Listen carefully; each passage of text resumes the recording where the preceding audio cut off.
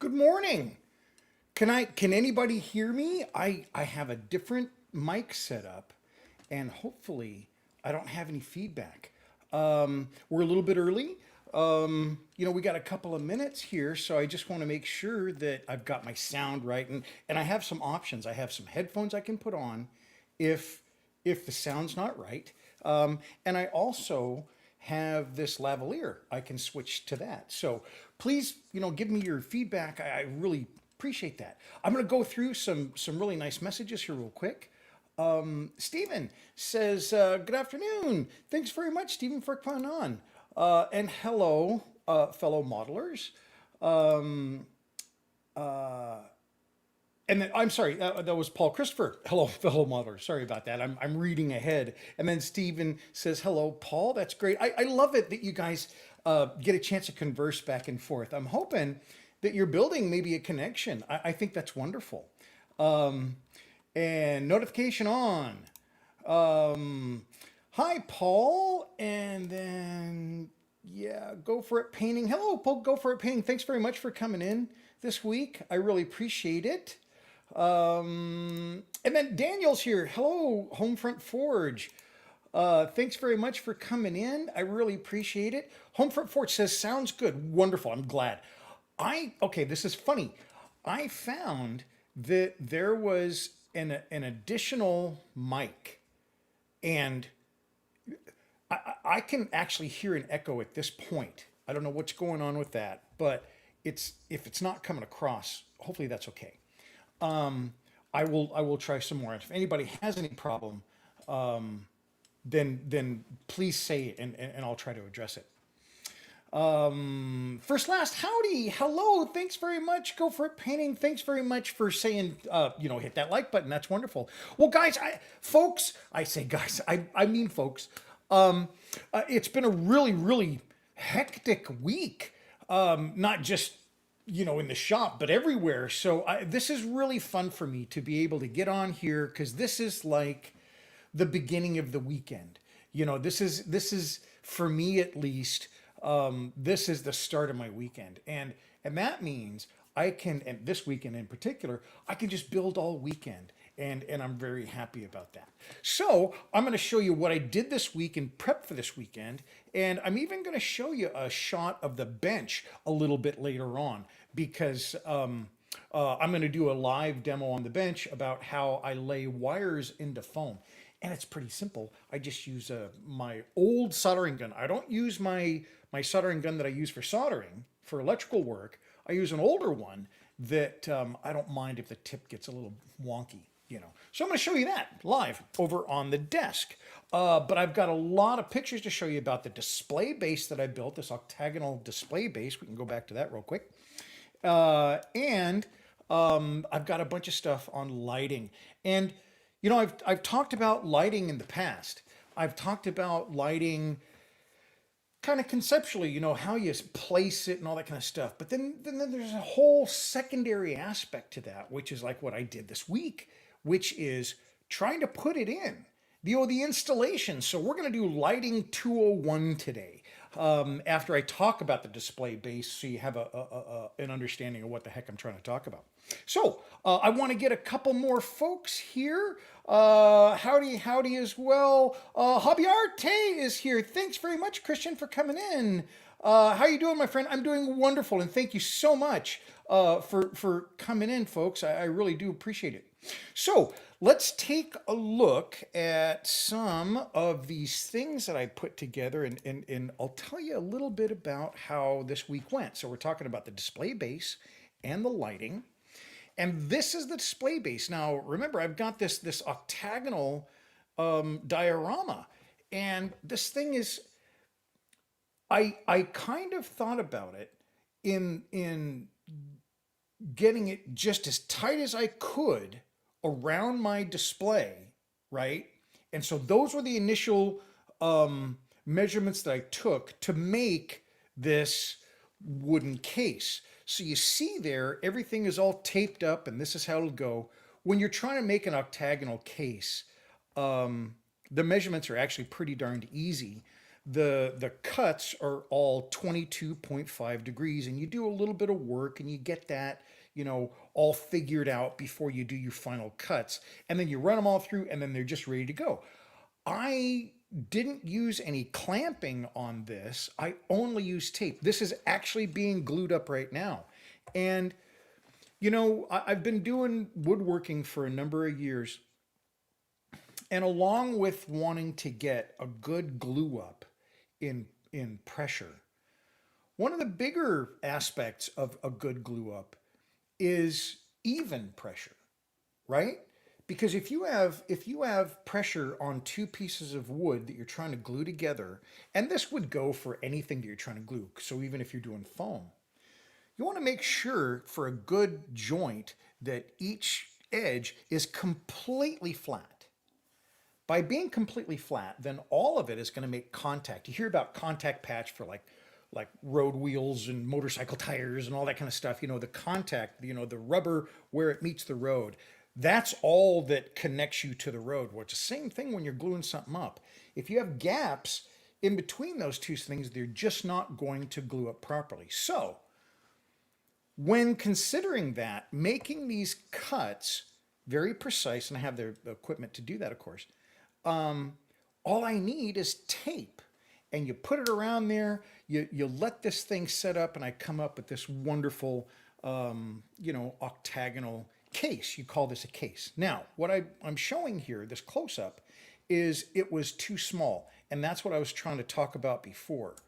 When I glued this up initially, or when I cut it, before I glued it up, I took and cut everything to fit very snug around the outside of the diorama that's in an octagon right now already. That it was designed that way.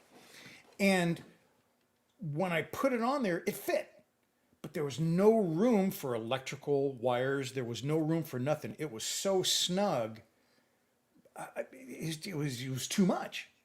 So I had cut all this wood, and this is all the wood I had of this type. This is a very specific wood. It's spalted maple. It's hard to find because it's kind of a pain to work with. The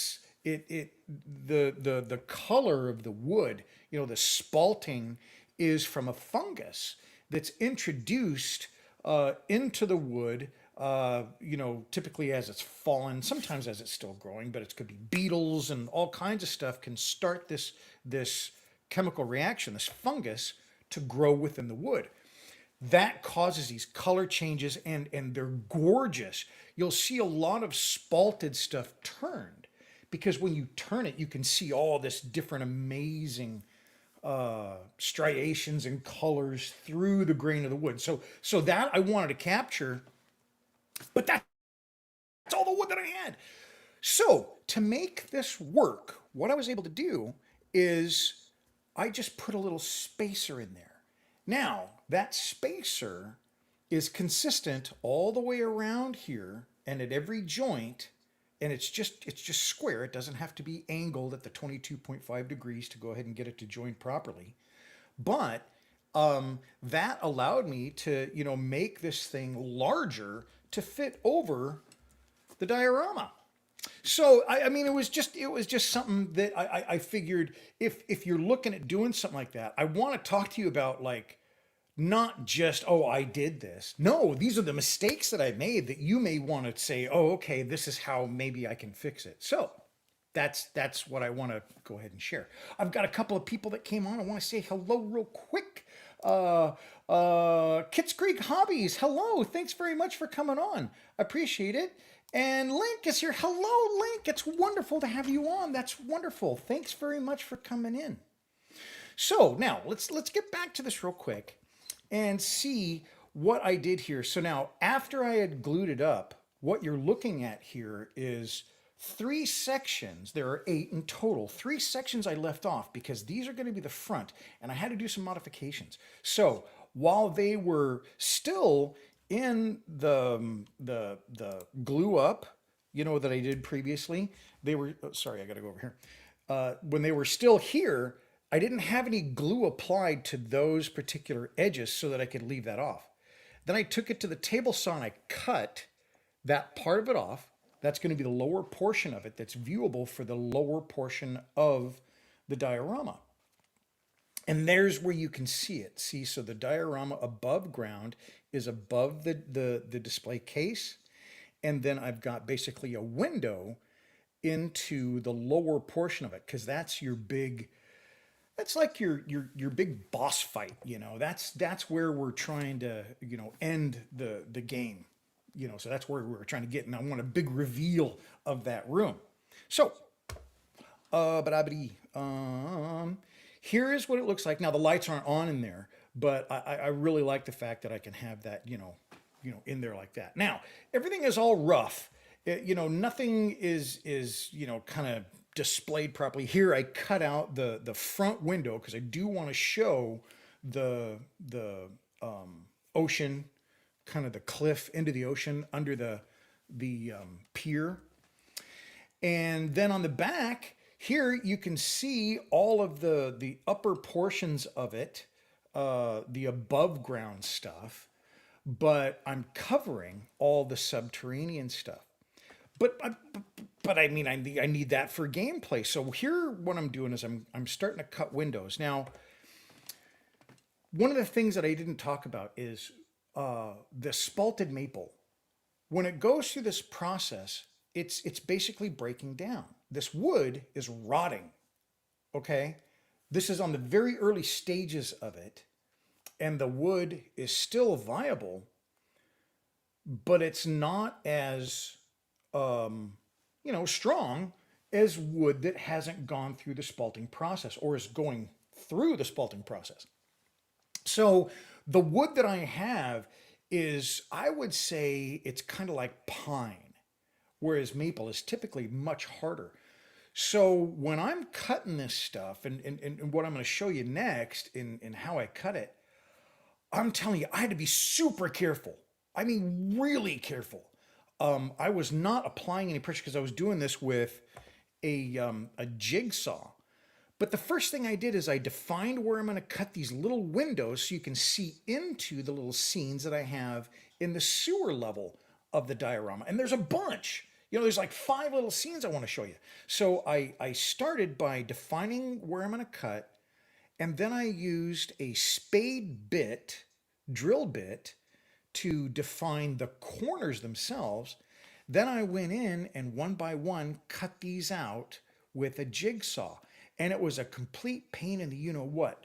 And you can see how thin the wood is here. And by thin, I mean like the structure, you know, the structure of the whole thing together was like flexing and stuff as I'm cutting. So I'm every once in a while, I kind of just like step back and I'm like, man, because, you know, you get real concentrated on trying to follow that line, but then you're like pressing down a little bit too hard. And I didn't hear any cracks, but I'm just like, nah. So anyway, it's just one of those things that came up when I'm working with it. So I went through and I cut all these windows after they're cut. And I'm, again, cut with a jigsaw, so it was not perfect. So I had to go back and refine these edges.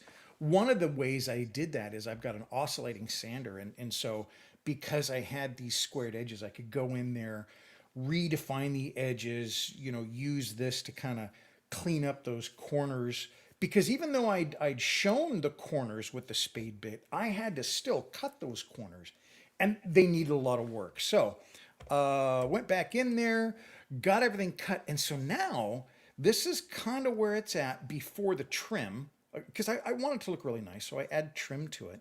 But this is everything all cut, and you can see all the different windows. Lights aren't on, there's no electrical in it yet, but this is what it's going to look like all the way around. This is some more spalted maple that I'm using for legs. And so these are going to be some legs that go underneath it. And for the life of me, I don't know what I did with, you see this octagonal ring there? I actually did that before I did the sides of the case. I did that ring first. Can't find any footage. Sometimes what happens is, and a friend of mine, you know, online, he knows this. Sometimes I get so wrapped up into something, I forget to record it. Sorry. But putting that ring together was kind of a chore in itself. But what that did was helped me define and properly get the angles that I needed for all the rest of the diorama, because it's not exactly like you have a gauge on the table saw where I cut all these, and you can set that to a specific angle. Well, if I just set that to 22.5, because it is a common angle, and it's called out on your stop on your table saw. It's a little miter stop, sliding miter gauge. If you set that to just 22.5 and think, oh yeah, I just cut everything now and it's going to be perfect. It's not. It's just not. You have to tune it. You have to do the cuts, put everything together, see if everything comes out flush. And typically you're going to have to change that one way or the other slightly, like really, really small, just to make sure that you get flush, good edges. Remember that whole thing I went into about making sure I had straight edges? Well, I had to do that on the ring too. So it's one of the things that if you haven't done a lot of woodworking, or if you're just getting into woodworking because you kind of like the look of maybe making a display or something like that for your diorama, it's one of those things that takes a little bit of time. It's not that you're doing it wrong if you're starting it. It's just that it takes a little bit more experience, a little bit more,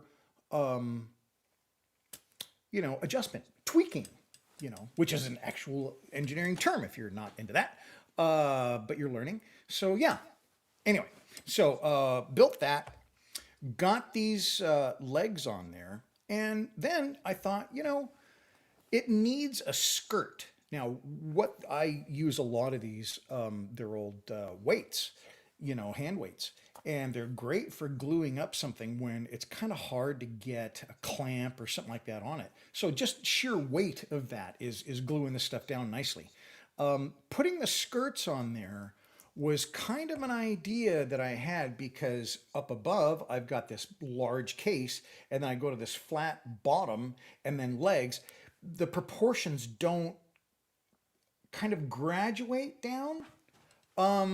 They just come down and boom, they're small, and it's not a good look. So by putting that skirt there, it makes the as you look down it, the profile of it kind of graduate down to a smaller, and it looks more proper. Just something about furniture and design and all that kind of stuff.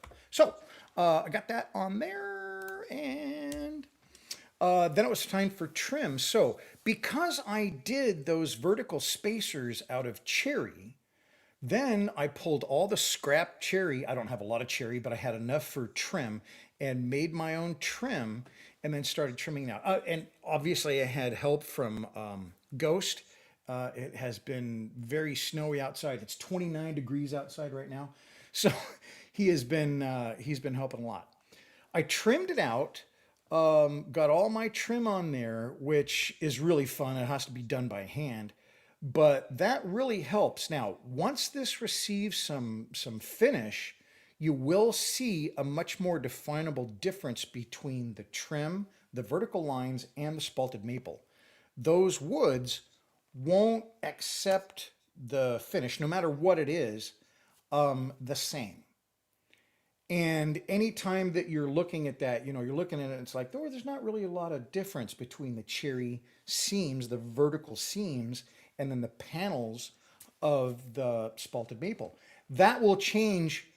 I don't think it's going to be dramatically initially, but cherry has a property where it continues. It's photoreactive, I guess, photoreactive. There's probably a much nicer, name for it. But what it does is, over time, with light exposure, it dark. And the funny thing about it is, if you have something in the way of cherry over time, it'll leave a shadow, right? So anyway, I'm getting too far in the weeds on that. But when I put finish on this, you will see a definable difference between the trim that I'm using and the panels, which are the spalted maple. And I think it's going to be quite attractive. So there it is. It is ready now for lighting, the upper portions of the diorama and routing all the lighting for the lower portions, because the lower portions have been pretty much lit, but I've not routed the lighting. And so that brings us to Lighting Design 201. And I'm calling that because it is that secondary part of lighting. The conceptual part of lighting is, working with your shadows and making sure your lighting is like showing what you want to show. Is it an effect lighting, and we're going to talk about all these different types of lighting as we do this. But that's kind of lighting in general, talking about how you use lighting in your diorama, right? But now we have to talk about, okay, now I need to implement all of that. And there's a whole other section. And so that's what we're talking about right now. Go for it, Painting says, cool as always. Well, thank you. I'm really glad. Because I do this stuff not unconsciously, but it's like driving to work sometimes, right? You get there and you're like, well, I'm here. I know I was safe, but I don't remember getting from there to here because I was thinking about it or whatever. I kind of do that when I woodwork. I kind of do that when I build dioramas. And so I forget that other people maybe haven't experienced that or done it. And so I don't always film it. I don't always know. But this time I was like, you know what? I really want to show as much as I can. That's why yesterday I actually did 4 shorts all throughout the day of the progress of this. So anyway, I see, again, tangent. But let's go back to this lighting. So Lighting Design 201, this is what I'm talking about. Gather your components. Consider the access. And I'm going to talk about each and every one of these. But I mean, by gathering components, what I'm saying is, in doing this, I'm using diorama lighting. By the way, this is a sponsored video because I'm using my diorama lighting. And they agreed long time ago, last year, to light the diorama, and I've been doing it, and it's wonderful stuff. But there's a different process when I use a component like this, and I'm showing it like this because the profile is everything, because it's that width that got me in trouble yesterday morning. And so that's what I mean by gathering your components. Get all the stuff you're going to use. I was pretty confident that I knew what I was doing, and I'd worked with these now for a few months, and I'm like, yeah, I'm going to use this, I'm going to use that. And it'll go in here, and it'll go in there, fine. But I didn't take this stuff out and physically look at it in the places I wanted to. And I thought I had enough room, and I didn't, so I had to change my design. So gather all your components, gather all your lighting, gather the on and off switches, the dimmers, the blinkers, the everything you're going to use where you think you're going to use it, and maybe even lay it out, before you start in. And again, these are tips based on me messing up. So the next one is consider access. The original idea for this, and let's look at some shots here because I do have them. I'm going to go down a little bit further here. Sorry, I should have probably ordered these a little bit differently. Goodness. Okay. This right here is the inside of the display. And when I added those, and you can see they're a little bit darker here, those cherry spacers in there, that opened the whole thing up and gave me room, about a half an inch, all the way around the diorama inside. I needed that for wiring. I needed that for switches, these. I needed that to not, you don't want to mess with your wiring. You don't want to squish it. You don't want to, we're going to talk about that, and we're going to show a demonstration about how to hide your wiring a little bit in foam. It's easy, but I just want to show you how I do it. And you want to, think about all these things ahead of time. Well, because I hadn't gathered them, and I hadn't, where's my note here? Here it is.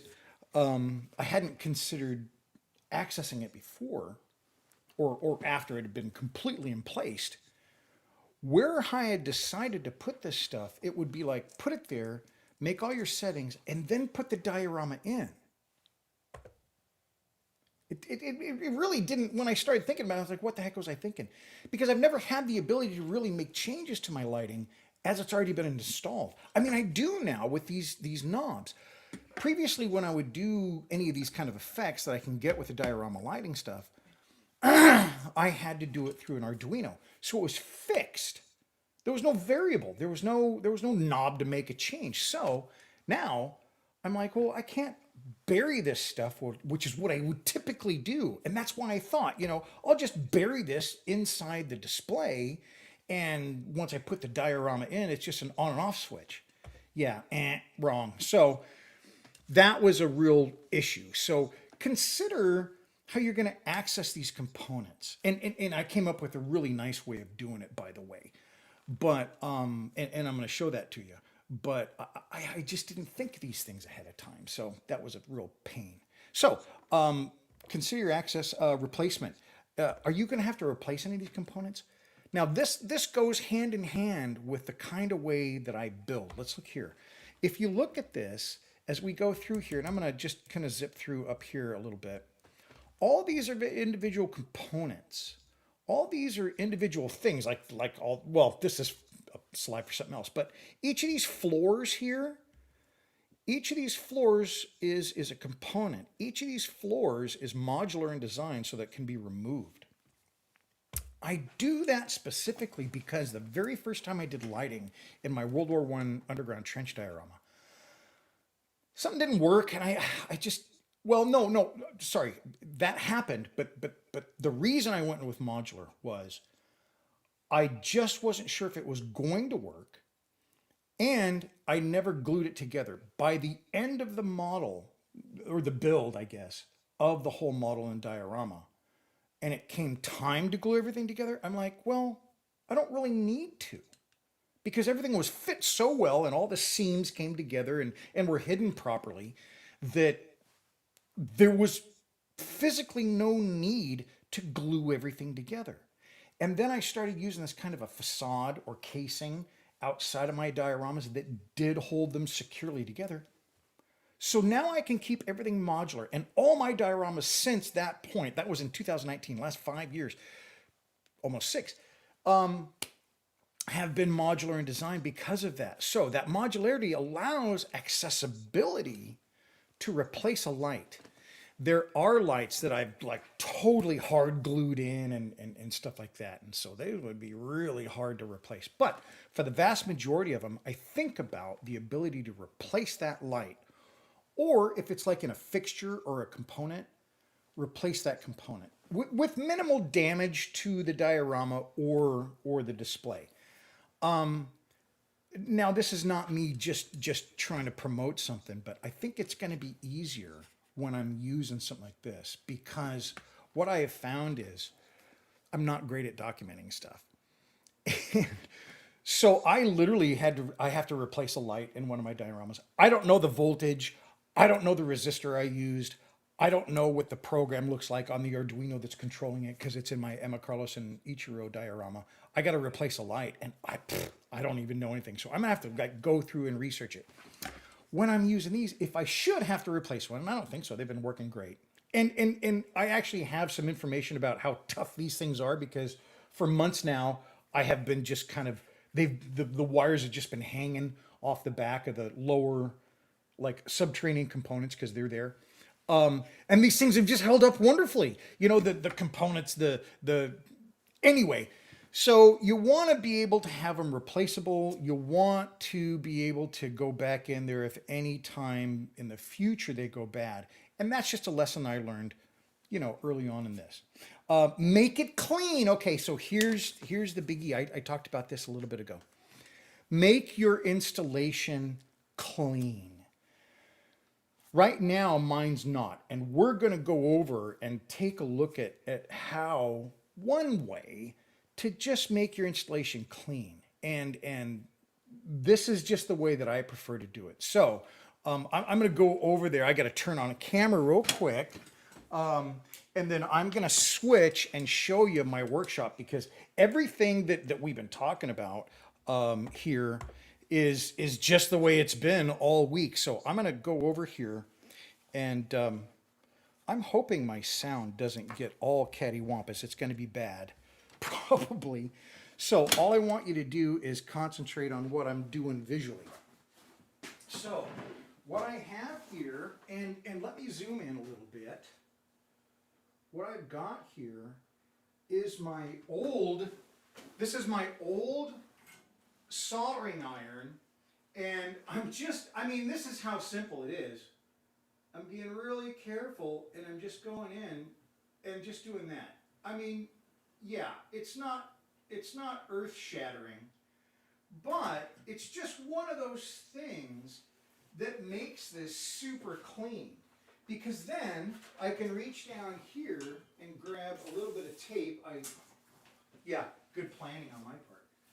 But I can take a little bit of tape and put over that. And now that is just super clean, and it's not going to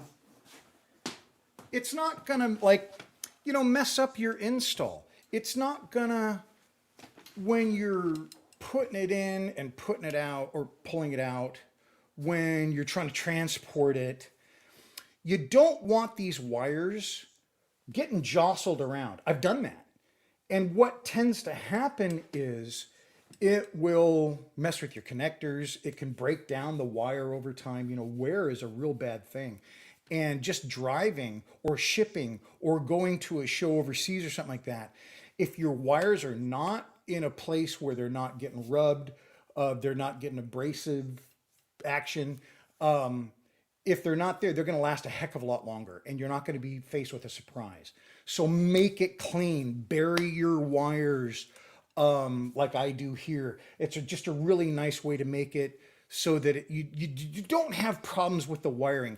Chasing down a bad electrical connection sucks majorly. So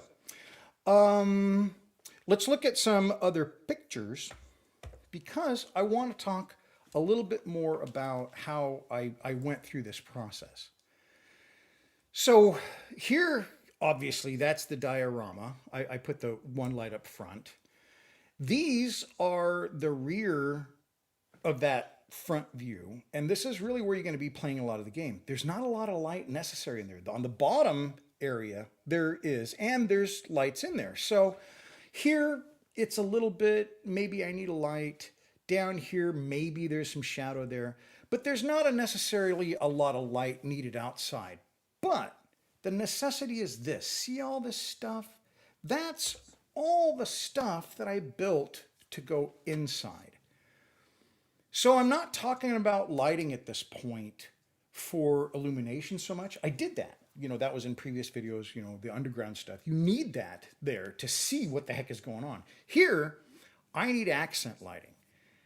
It's all about this, at this point, making the lighting pretty much the same as one of these things. It draws the eye. So I'm not concentrating on making the lighting illuminate, just like I was saying. It's really there to make the scene more believable. It's just like any other detail piece. So when you're doing that, you can be pretty creative. And that's kind of one of the last points here, after giving yourself options. I'm going to come back to giving yourself options because it's in the mounting process. We're going to look at in a second. But be creative in your lighting as you are in building the diorama. When I'm thinking about hiding a wire, okay, this is one of the things that came up in trying to build this light. So this light goes over Barrett's coffee house.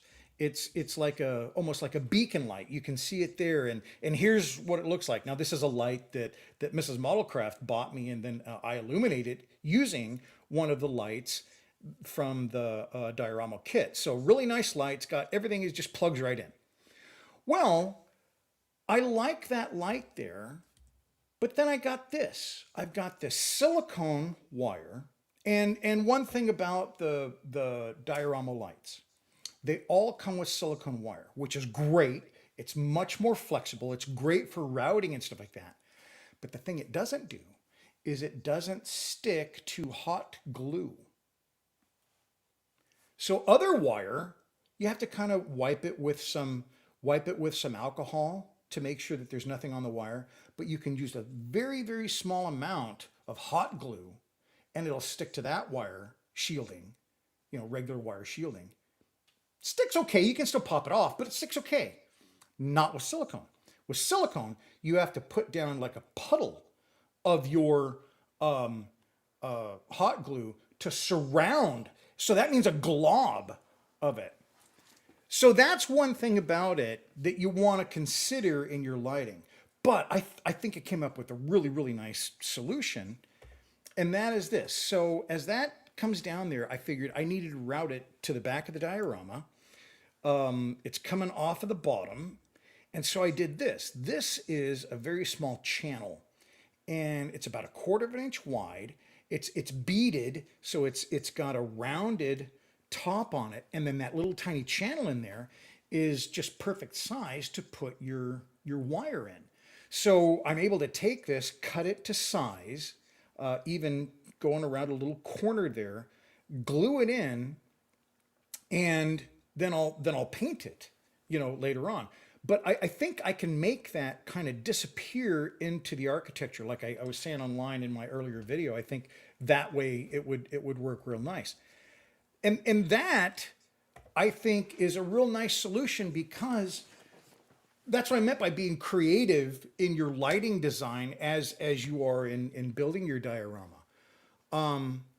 If I'm doing like a postmodern or an industrial or even like World War II, even World War I, I can justify a wire. I could camouflage an electrical wire to look like something else. It doesn't have to look like an electrical wire going to that light, but it could even. You got electrical wires. But this is medieval. So that light is in fact supposed to be gas. It's not an electrical light, obviously. So that's a gas lantern, or more appropriately, it's most likely a whale oil lantern, above the door of Barrett's. And so that's why I thought, if I can not show that, it's going to be more true to the design of the overall diorama. And it just took being a little bit of creativity to make sure that I was able to do something there that once it's painted black, because I will paint it, the structure of the buildings aren't black.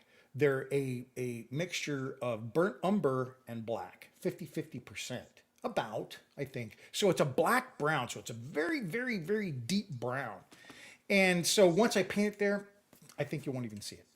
I did have a good comment online from a viewer said, maybe put it around the other side to balance it. No, I looked at it and that asymmetry I don't think is necessary, or asymmetry I think is good instead of that symmetrical thing. Sometimes when you make everything too symmetrical, takes away your eye goes, that's not, would it be like that? So when it's asymmetric, that can actually lend a little bit more believability to it.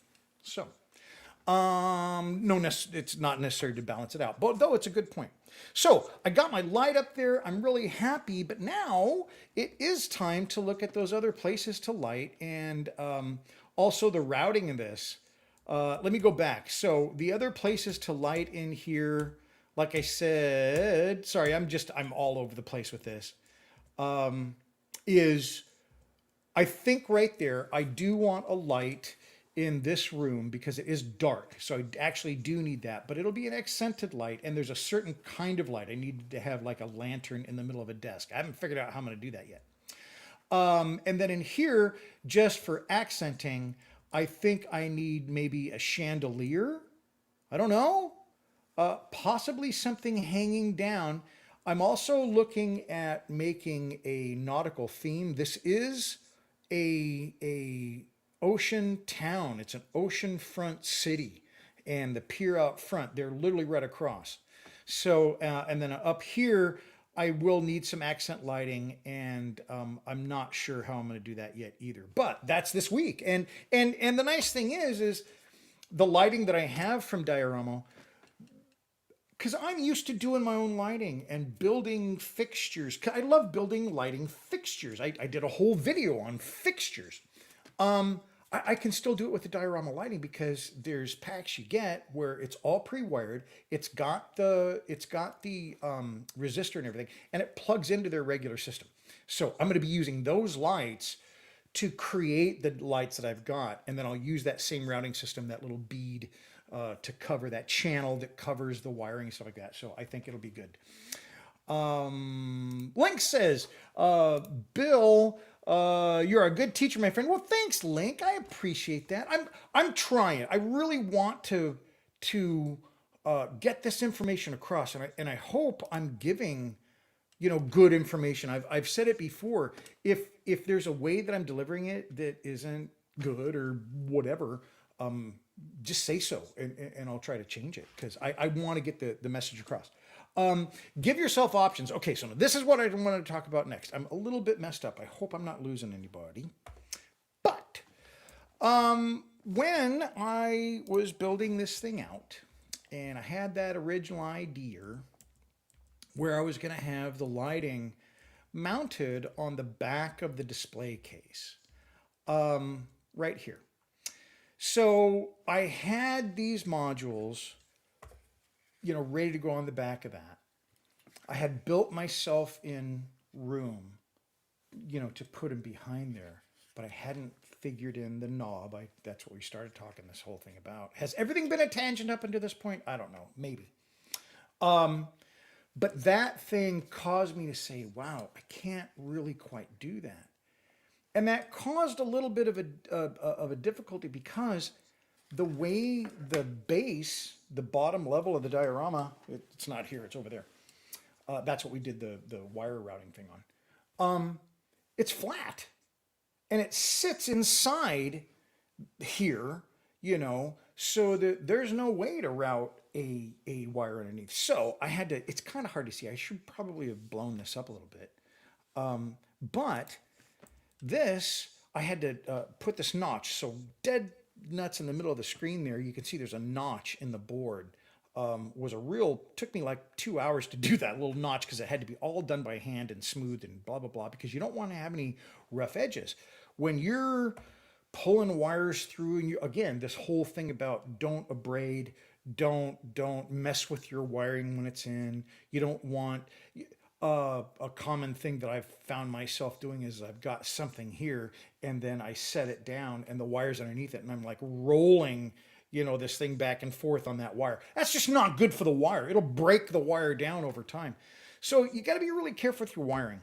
I think I've made that point, but right here is where I had the wiring come down, so it comes down below, and I put a bottom in the diorama. By placing a bottom in the diorama, that then allowed me to have a place to store excess wire, and then that little kind of U slot at the top goes here. Now the diorama's upside down. That's where I'm going to mount these little control boxes. And they're really nice, because what they do is, here it is. This is the DC power in. And then on this side, I can do a switch to turn this whole thing on or off. So it controls everything, 10 different things on the outside of this. And then it also has an expansion. The expansion is a little different than I thought. It's great, but what it does, it allows that DC power to flow directly through, so I can have another one of these connected to it. Perfect. So you don't have to have a Y or anything like that to get power to two modules. It just flows right through. This does not control that power. This just allows the power to go through. So I put an expansion in there, and that's what you see here. I've got the first one on the left, that is just a hub. That'll have 10 lights connected to it, and those are static. They don't do anything other than turn on. And then I've got an expansion that goes to the second one, and that's a dimmer, because there's some stuff that I want to dim. And that also has 10 ports off of it, and I control all of those 10 ports with that one knob. Now the beauty of this is I kind of thought and that's why I put the skirts on it. You know, I talked about, you know, having the visual ability for the whole diorama or the case of the diorama to kind of graduate down to the legs. It also gave me the room to put those under there and still keep them hidden. Now I can reach my hand underneath there and I can adjust the brightness. I didn't have that ability before. It was like a set and forget because that was my old mode of thinking, and I just didn't click when I was building. So now I have these mounted upside down. Comes with mounting screws, which is really cool because I like that. You know, when I'm putting this thing together, I like to think of it like this. I want you to take this thing that I've built and take it apart, like in the future sometime, and wonder how he did this or see how he did it. And everything is done perfectly or the correct way or the best way that I know how. We'll put it that way. And the reason is, as a kid, I was fascinated. You know, when I was younger, King Tut came through Seattle. And we didn't get to go see it. It was very expensive as kids. But I got to see a lot of the stuff about it. You know, it wasn't online, but there was newspaper, all that kind of stuff. And so I got fascinated with King Tut. And then archaeology. And then, of course, Indiana Jones was before that. And so my whole thing was I loved that these archaeologists were pulling furniture out of these tombs, 2,000 years old, 4,000 years old, whatever, and they're examining them. And I thought the most fascinating thing about examining them wasn't the gold or anything, but how the gold was put in them. And it wasn't the shape of the box so much, that was exciting, or the designs on the box. What was fascinating is how they built it, the technology that went into building those things, how they built boxes. I also got very interested in, and to this day, about the Northwest Indians and how they built cedar boxes and cedar homes and a lot of that. I had a great teacher in middle school that was very interested in Northwest Pacific Indian and Native peoples. And so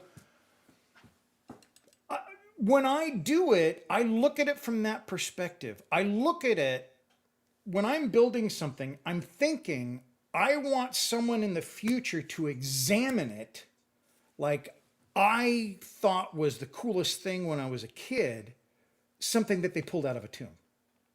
You know what I mean? When somebody pulls this object that nobody has touched for 2,000 years and they're holding it in their hand, and like, how did they make it? We didn't expect they had this technology, or that is exactly the same technology as we use today. I think that's fascinating. And so when I build, and anything that I build, anything that you find in my shop is built this way.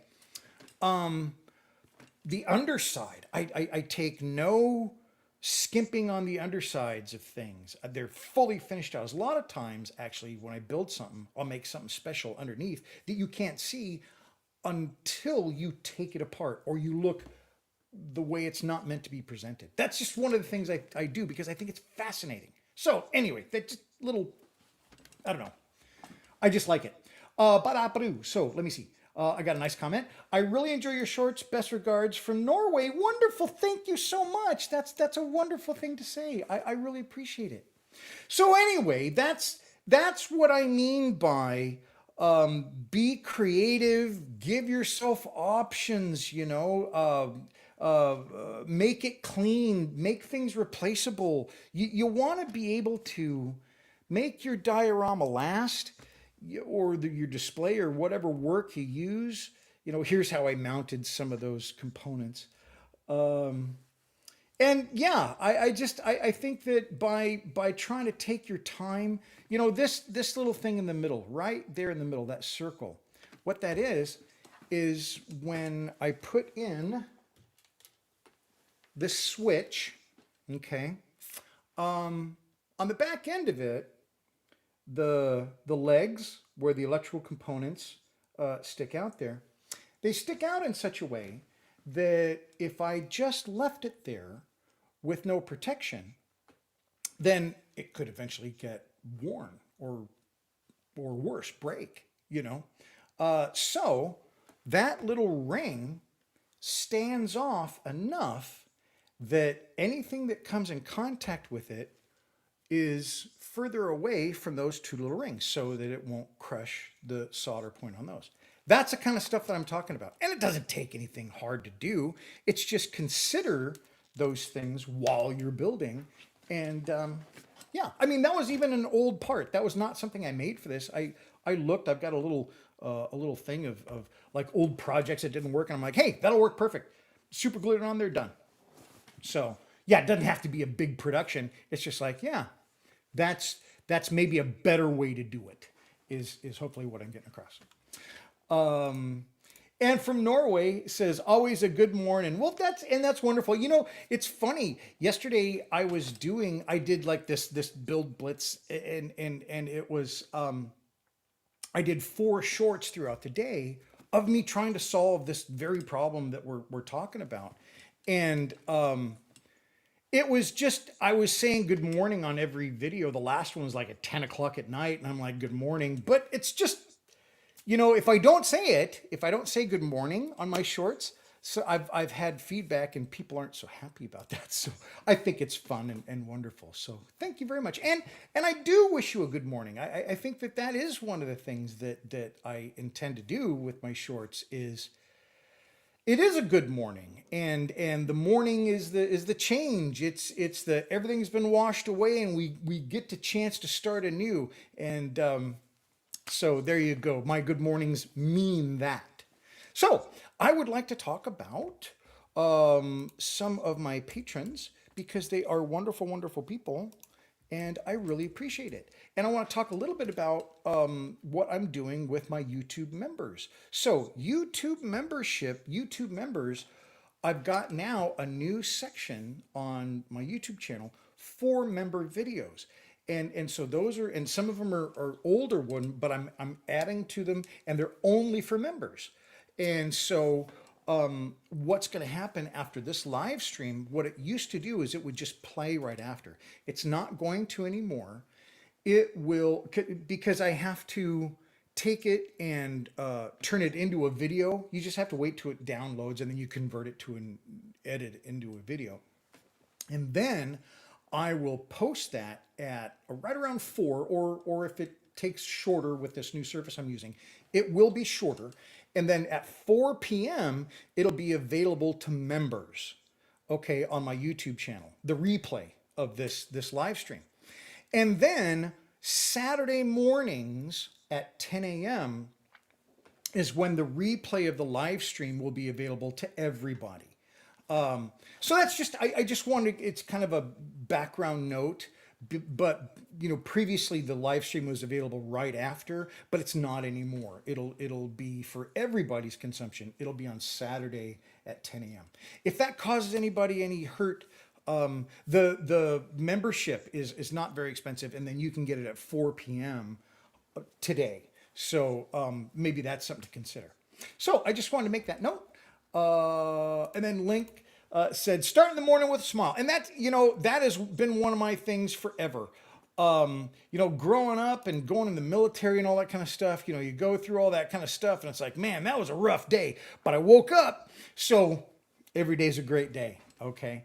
Well, thank you, everybody. And I've got a question here, and I love answering questions, so please ask. Do you have a day job in addition to these masterpieces? Well, thank you.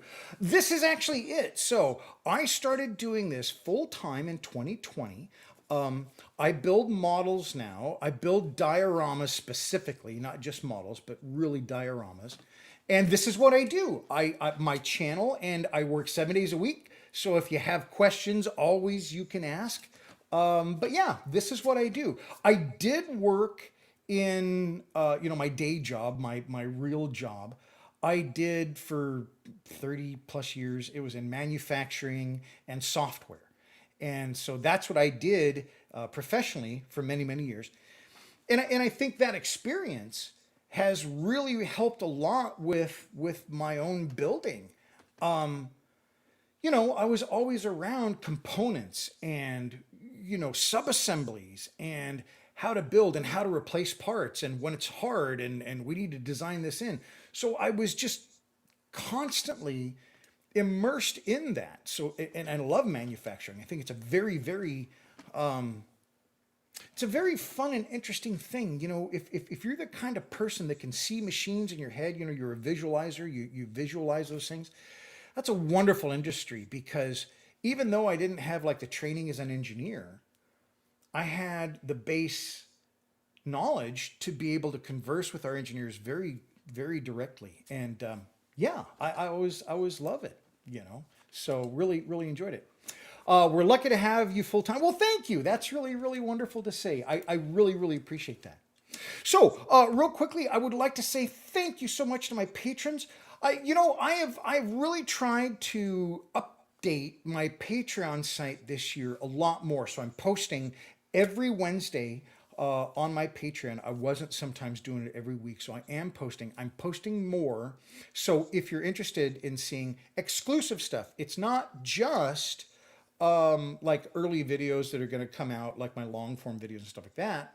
It will also have exclusive stuff that doesn't get shared anywhere else, not even members on YouTube. So I do have exclusive content on Patreon, and it's the same price actually as on YouTube. It's $3 for membership on that and $3 at Patreon. Patreon also includes, like tonight, we have the group build from 6 to 8 p.m. on Friday nights, except for the third week of the month. We have a group build and it's live. You're on too. It's not just me talking, but you're on live as well. And we can talk about modeling. We can talk about ideas. If you need something that I can demonstrate, I possibly can. Depends if I have it here. But it's for a couple hours every Friday, and it's fun. You can just log in and big part of it is show and tell. Show your projects and talk to other modelers. So it's a lot of fun. So that's part of Patreon too.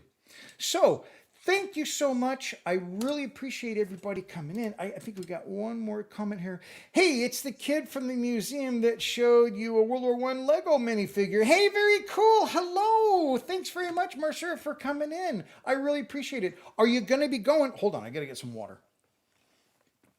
Are you going to be going to the Northwest Scale Modelers Show? That's coming up. Model Mania is coming up 2 weeks. Yeah, so the 15th and 16th is in Seattle at the Museum of Flight. That's coming up. Whoops, I thought I had a thing. I don't know.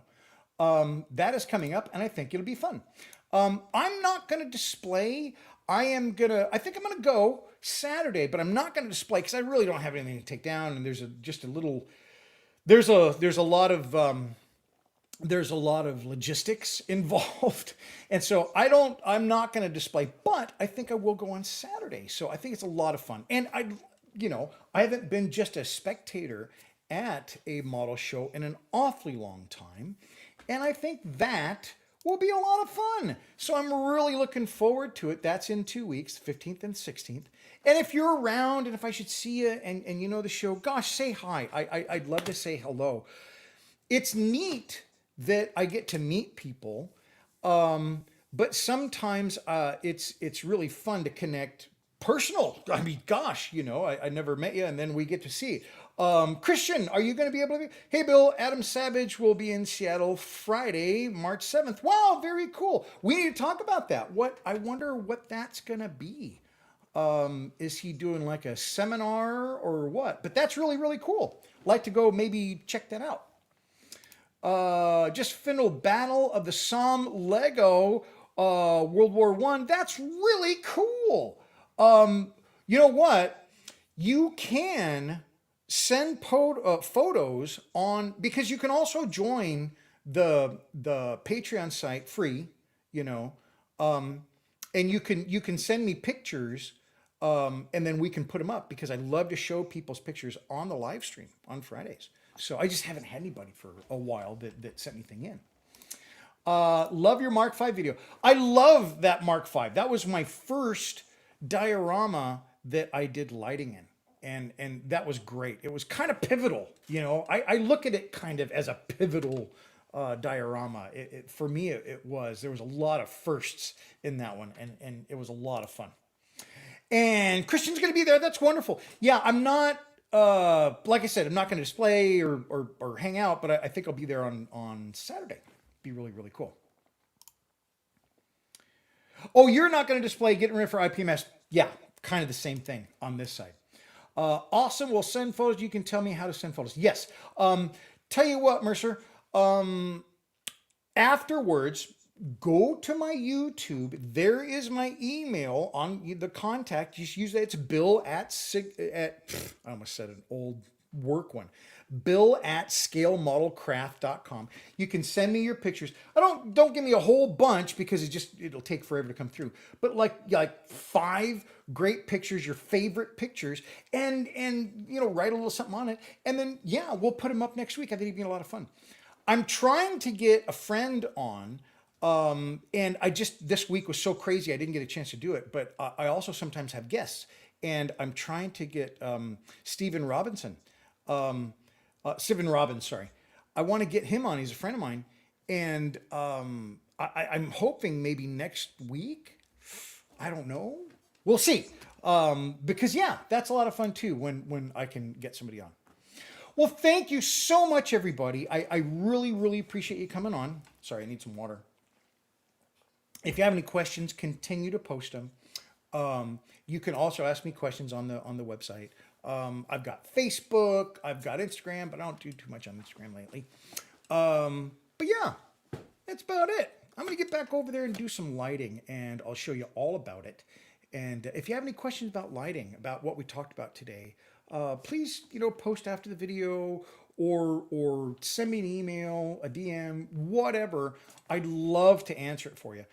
And a lot of times I get great subjects for new videos, for new whatever I'm doing from people's questions. I also add stuff in my diary. It's not always my design. I add stuff that are other people's ideas in my dioramas all the time. So if you have an idea, throw it this way. Not saying it will be put in there, but if I don't hear it, it doesn't have any chance. So thank you so much. I really, really appreciate it, everybody. Okay, awesome. I will send photos. Wonderful. Thank you so much. I hope you have a wonderful weekend. I am going to be playing in the shop here. And Ghost came in. That's why I was looking over there for a minute ago. And so he's up there and he's looking at some wires. So I'm going to get going. I hope you guys have a wonderful weekend. And we'll see you next time. Have a great day. Bye-bye.